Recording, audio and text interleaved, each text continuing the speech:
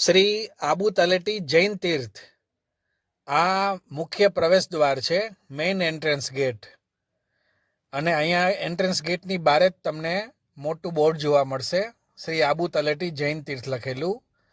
આ main highway ઉપર જ છે અને સામેની સાઈડમાં પદ્માવતી માતાનું મંદિર છે, ખૂબ જ સરસ મજાનું. આ આબુ રોડથી માઉન્ટ આબુ જાતો હાઈવે છે, મેઇન હાઈવે. અહીંયા જ તમને આ બોર્ડ જોવા મળશે, મોટું બોર્ડ છે. અહીંયા રહેવાની અને જમવાની ખૂબ જ સરસ મજાની સગવડ છે અને ખૂબ મોટી જગ્યા છે આ. અને બહુ મોટું અને સરસ મજાનું દેરાસર છે, જ્યાં આદેશ્વર દાદા છે. અહીંયા બારે તમને આ મેઇન રોડ ઉપર જ આ બોર્ડ તમને જોવા મળશે. ખૂબ સરસ મજાની જગ્યા છે. આ ઓફિસ એરિયા છે અને અંદરની સાઈડમાં આખું પ્રિમાઇસીસ છે, જેમાં દેરાસર, ભોજનશાળા, ધર્મશાળા બધી સગવડ અહીંયા અંદર જ છે. અને આ દેરાસરમાં આદેશ્વર દાદાની મૂર્તિ છે, ખૂબ જ સરસ મજાની મૂર્તિ છે.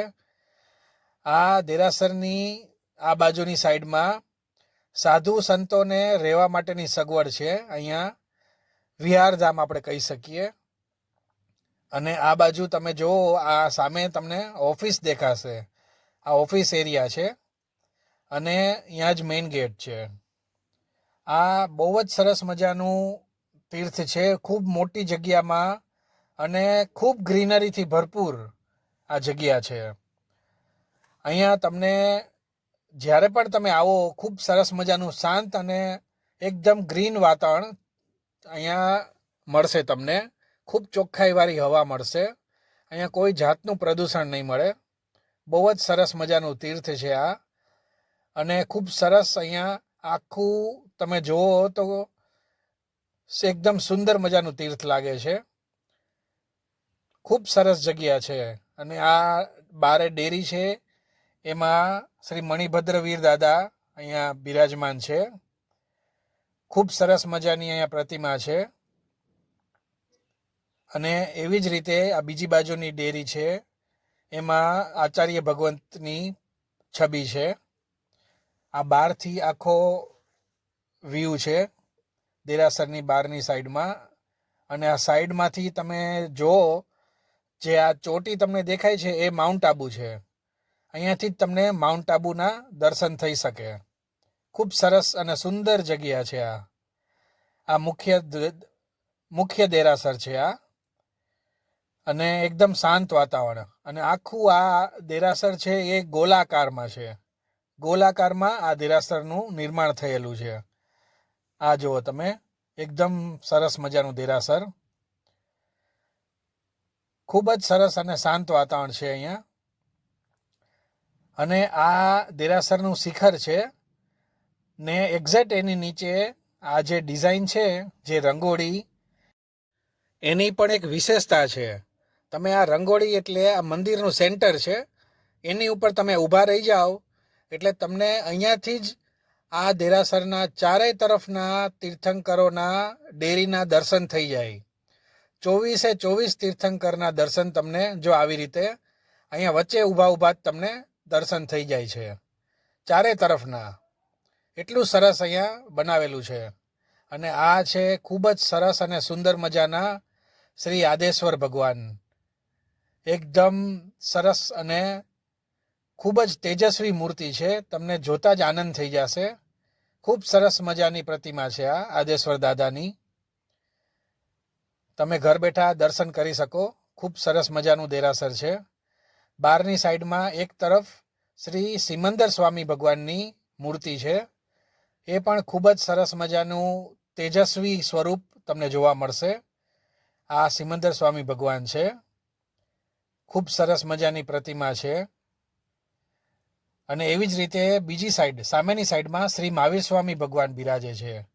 એમની પણ ખૂબ જ સરસ મજાની તેજસ્વી પ્રતિમા છે. આ મહાવીર સ્વામી ભગવાન બિરાજે છે. ભવ્ય દેરાસર છે આ. ખૂબ સરસ મજાનું દેરાસર. આખું તમે જુઓ, દેરાસર ગોલાકારમાં છે. આ એની મુખ્ય વિશેષતા છે. જો આ બહારથી પણ તમને જોવા મળશે કે આખું ગોલાકાર જેવું લાગે. આ જ આ દેરાસરની ખાસિયત છે અને એકદમ સરસ શાંત વાતાવરણ. આ મેઇન સીડી એન્ટ્રન્સ તમે દેરાસરનો છે, ભવ્ય દેરાસર છે આ જે છે સામેની સાઈડમાં મુખ્ય પ્રવેશ દ્વાર છે. ત્યાંથી તમે તમારું પોતાનું વ્હીકલ લઈને અહીંયા તમે આવો તો આ બાજુ તમને સામે ભોજનશાળા જોવા મળશે. આ ભોજનશાળા સુધી તમે તમારું વ્હીકલ લઈને પણ આવી શકો. આ બધું અંદરની પ્રિમાઇસીસમાં જ આવેલું છે. આ ભોજનશાળાનો મુખ્ય દ્વાર છે અને અંદર જાતા જ ભવ્ય ભોજનશાળા, ખૂબ જ મોટી જગ્યામાં ભોજનશાળા છે. અહીંયા સવારનો નાસ્તો, બપોરનું જમવાનું, સાંજનું જમવાનું બધું વ્યાજબી ભાવમાં તમને મળી જશે. અહીંયા તમે આવતા હો તો ફોન કરીને પણ તમે અહીંયા તમારું અગાઉથી તમે જાણ કરી શકો. ગરમ પાણીની સુવિધા છે અને સરસ મજાની આ મહાવીર સ્વામી ભગવાનની ખૂબ જ મોટી છબી છે. ખૂબ સરસ અહીંયા એટ્રેક્ટિવ છબી છે. આ આખો પ્રિમાઇસીસ છે શ્રી આબુ તલેટી જૈન તીર્થનો. એની અંદર તમે જુઓ તો આ સામે જ તમને ભવ્ય દેરાસર દેખાશે. પછી આ બાજુમાં રૂમ છે બધા રહેવા માટેના. અહીંયા ગ્રાઉન્ડ ફ્લોર અને ફર્સ્ટ ફ્લોર એવી રીતે મળીને 36 રૂમ છે. એમાં એસી, નોન એસી બધી જાતના રૂમ છે. અને અહીંયા સામેની સાઈડમાં તમે જુઓ તો તમને આ ભોજનશાળા, અને અહીંયા બધી જગ્યાએ તમે તમારું પોતાનું વ્હીકલ અંદર લઈને આવી શકો. અને ખૂબ મોટી જગ્યા અને ગ્રીનરીવાળી જગ્યા છે. આ બધા રૂમ છે. ખૂબ સરસ મજાના અહીંયા રૂમ બનાવેલા છે અને બધી સફાઈનું પણ ધ્યાન ખૂબ જ રાખે છે અહીંયા. આ બધું એકદમ ગ્રીન વાતાવરણમાં, ઝાડવા આજુબાજુમાં તમને જોવા મળશે. અને પાર્કિંગની ફૂલ સગવડ, ખૂબ મોટું પાર્કિંગ છે આ. બધા રૂમની બહાર તમને આવી રીતે આ ગેલેરી જોવા મળશે. આખો લોબી એરિયા છે જ્યાં તમે શાંતિથી ખુરશી નાખીને બેસી શકો અને ખૂબ સરસ તમે અહીંયા હવા ઉજાસવાળી જગ્યા છે, એકદમ ખુલ્લી જગ્યા. આ ચારે બાજુ તમે જોશો તો બહારની સાઈડમાં ઝાડવા અને ગ્રીનરી તમને ભરપૂર જોવા મળશે અહીંયા. અહીંયા ચોમાસાના ટાઈમમાં તો એકદમ સરસ અને એકદમ ઠંડકવાળું વાતાવરણ થઈ જાય છે. અહીંયા ધર્મશાળાનો ચેકઆઉટ ટાઈમ સવારે 10 વાગ્યાનો છે, ખાસ યાદ રાખજો. આ એક એસી રૂમ છે જેમાં 2 પલંગ આપવામાં આવે છે અને 3 ગાદલા અલગથી આપવામાં આવે છે. ઓઢવા પાથરવાનું બધું આપવામાં આવે છે. ટોટલ 5 જણા આ રૂમમાં રહી શકે એસી રૂમમાં. એનું ભાડું 1000 રૂપિયા છે. મોટો રૂમ છે, બધી સરસ સગવડ છે અને ચોખ્ખાઈ પણ સરસ છે. ફેન, એસી બધું છે આ એસી રૂમમાં. અને અહીંયા આ વોશરૂમ છે. વોશરૂમ પણ બધા ક્લીન છે અને વોશરૂમમાં બાથરૂમ અને ટોયલેટ બંને અલગ અલગ છે. આ બાથરૂમ છે. બાથરૂમ પણ તમને અહીંયા ક્લીન જોવા મળશે. ખૂબ સરસ ફેસિલિટી છે બધી અહીંયા. તમને બધી મેઇન ફેસિલિટી તમને મળી જશે. આ બહારની સાઈડમાં વોશ બેસિન છે, અહીંયા મિરર છે અને આ આખો મોટો રૂમ જેમાં 5 જણા આરામથી રહી શકે એટલી મોટી જગ્યા છે. એવી જ રીતે આ એક નોન એસી રૂમ છે. એમાં પણ 2 બેડ છે અને ગાદલા અલગથી 3 આપે છે. ટોટલ 5 વ્યક્તિ આ રૂમમાં રહી શકે.